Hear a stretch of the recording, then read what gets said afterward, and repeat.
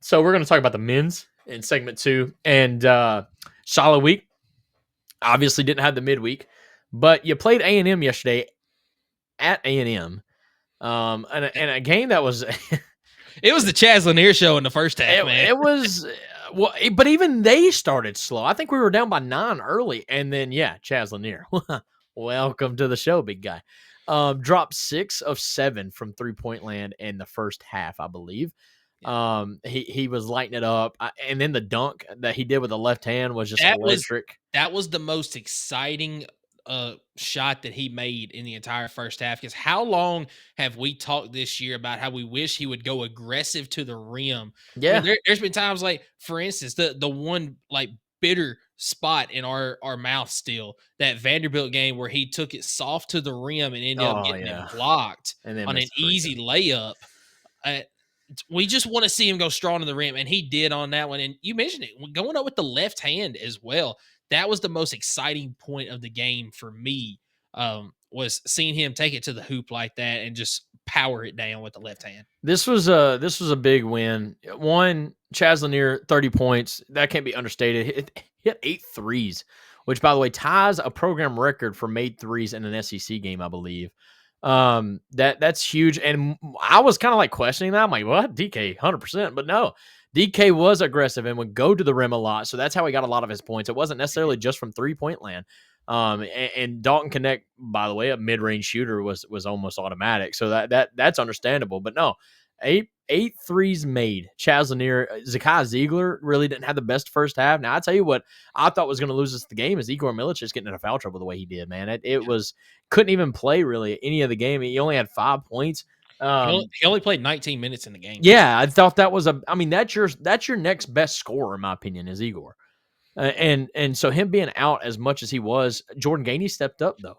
That's what I was going to say. Yeah, 14 points off the bench, but that's what you need from a guy like Jordan Gainey. How many times have I told you when Jordan Gainey doesn't get double-digit points, this team loses?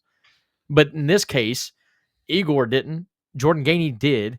And, I mean, I'd be remiss to not talk about Zakai Ziegler's nail in the coffin. Dagger of a 3 and the way he flexed after he shot that to the bench. That was a beautiful thing to see. I love that he did it. And the announcers were sitting there like, wow, why did he shoot it? It didn't. Well, I like that, though. He made it, because, 100% if he misses that shot, the announcers are giving him crap. But the fact that he made it, those announcers were like, man, he still had time for another pass. But look, they knew it. They knew A&M's defense was lights out this game. I'll be honest with you. That was probably the best look you were going to get in that moment in time. You hit it. At that point, made A&M super desperate. I think it was like 18 seconds to go at the point. And, you made your free throws there late. I'm not going to say, well, yeah, you did. It's 18-20. Another, I think, season high for free throw percentages for the men's, 90%. Overall, just a really good, it was a very entertaining game to watch. I'll be 100% honest with you. This was awesome. Look, Vols covered. They hit the over. I was a happy man.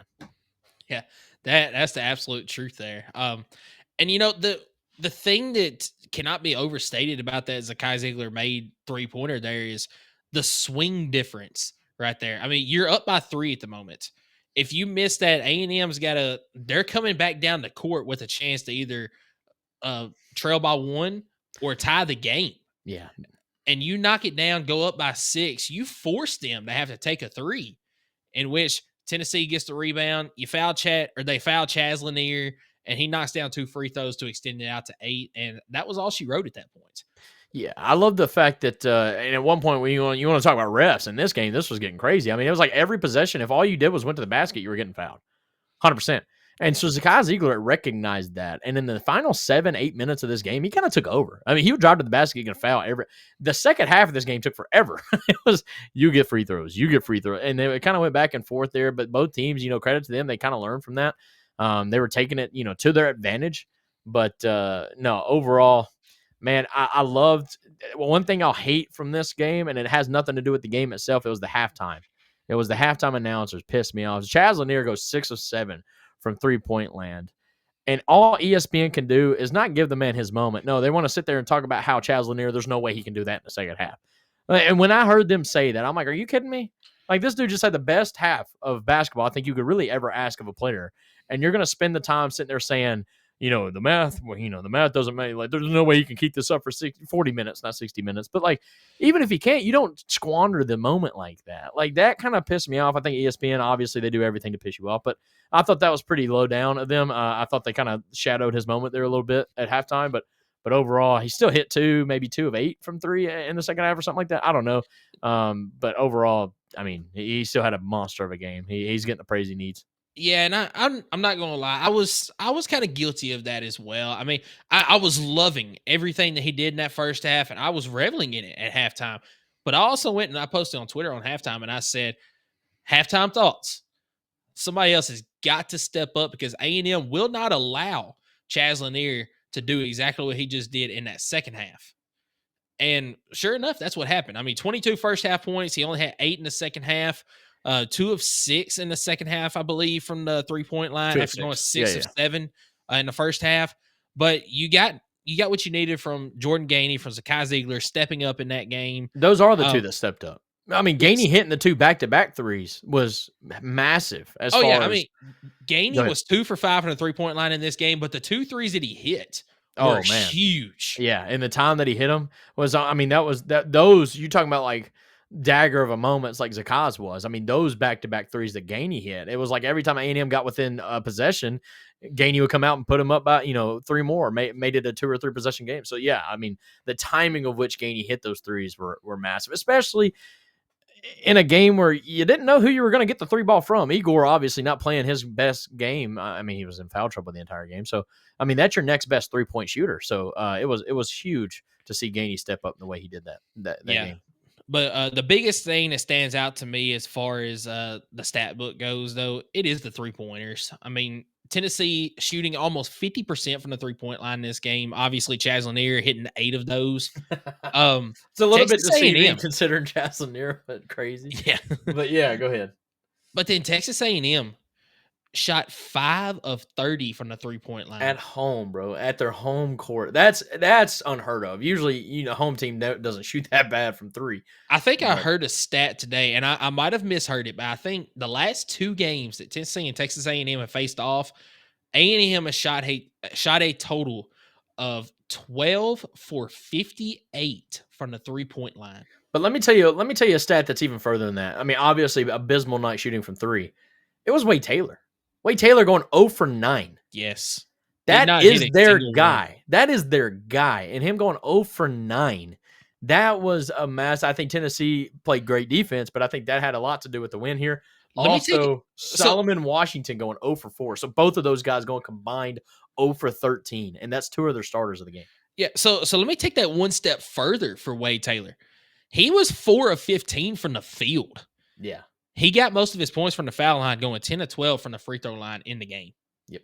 That's crazy. The kid had 18 points on 4 made baskets. Yeah. That is wild, man. I mean, but Solomon Washington and then I think it's Zurich Phelps. Dude was 1 of 7. So I mean, that's a lot of the 3-point woes right there. Is when you're, what is that? A combined 1 of 20. 1 of 20 combined from 3 of their starters at 3-point land. That's pretty rough. That's pretty rough for A&M. But no, I credit Tennessee, man. We talk about road woes here all the time. They got it done on the road. Can't take that away from them. They went in there, punched them in the mouth, and came up on top. That was huge. And congrats to the men's right there. That was a big game, huge game. Yeah. So, question that I have for you, which was it was in the title here. Is Zakai Zeigler being overlooked for National Player of the Year?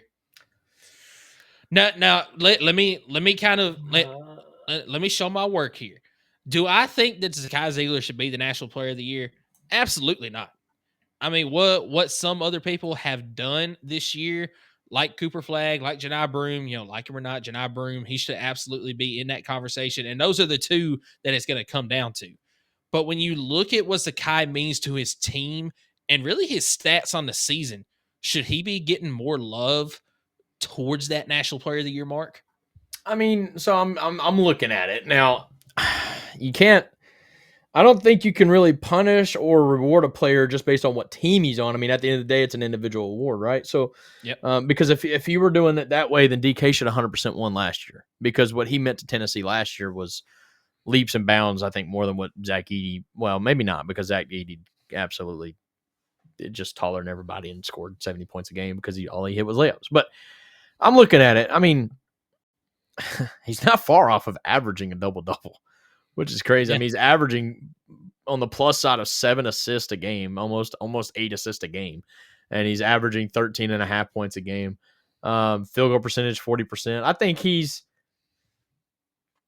one of the best to ever do it. I think he's one of the best in the SEC. But I know for a fact there's players out there putting up so much more points per game that I think it kind of balances out what he's doing offensively and as a whole. Because Zakai Zeigler, not necessarily your best scorer, but like you mentioned, he means so much to the team because of the way he's able to create those offensive possessions and get those assists, get guys open the way I think he is 100% the MVP of this team. I don't know if he's being overlooked. I'm just being a realist here. I think there are better. I think there are better all around players than Zakai Zeigler, and I hate to say that. I don't want this to get like clipped up or I don't know. Like it's no disrespect. I think he's one of the best. And I think his jersey is going to get hung in the rafters like 100%. Yeah. I don't think that maybe National Player of the Year is valid. I think he should be in the conversation. I mean, No, and I guess that's where I'm getting at. I think he should at least be in the conversation. Do I think he should win it? No, there's obviously better players. I mentioned 2 of them: Cooper Flagg, Janai Broome. There's others that are better. Honestly, as an all-around offensive player, Chaz Lanier is better. And I think, all right, if you took Chaz Lanier's 18 points a game that he's averaging and put that on Zakai's numbers to go with that 7.5 assists a game, absolutely, Zakai Zeigler should be discussed as one of the national players of the year. Yeah. But, you mentioned it. There's better all-around players. And not only is Zakai good on offense, but he definitely should be in the conversation for National Defensive Player of the Year for what he does. I mean, he averages 2 steals per game. Not over Jahmai Mashack, right? I completely agree with that. Jahmai Mashack should be National Defensive Player of the Year. So, I mean, I get it. Like Zakai, I'm not taking anything away from Zakai. I think that's a little bit. I think he should be in the conversation. I don't think he is, and maybe because I don't think he is the National Player of the Year, then maybe he shouldn't be in the conversation. I don't know. But I do think, and maybe your point here is he deserves more credit than what he's getting. Yeah, and without him on the team this year, Tennessee is not. I mean, Tennessee's not anywhere close, in my opinion, to where they are right now without Zakai Zeigler. And I would say that about maybe 2 or 3 of the players on the team right now. So, but none bigger than Zakai Zeigler. I mean, the one game that they won on the court without him, it was because of them rallying around him not being there. Well, it's because you had complete player on the team stepped up. I was going to say you had a complete game though. Like you had Jordan Gainey getting double digits. You had Igor scoring double digits. Chaz Lanier scoring 20 plus. You had a complete game. You had Okpara getting an 8 to 10 points when he was out. I mean, you had a complete game from the team, and I wish they would play like that with him on the court. And I think they'll get there. And look, Zakai Zeigler was the first to say it after this game. We still haven't played our best game. Like he 100% believes that. And so, I would like for him to not say that when we're 3 or 4 games away from the end of the season. But at the end of the day, that kind of excites me going into tournament play. This team's scary. I'll be honest with you. This team is scary. I feel like this could be a 1 to 2 round bounce season, or it could be a hell of a run to the Final Four. I think it could literally go either way.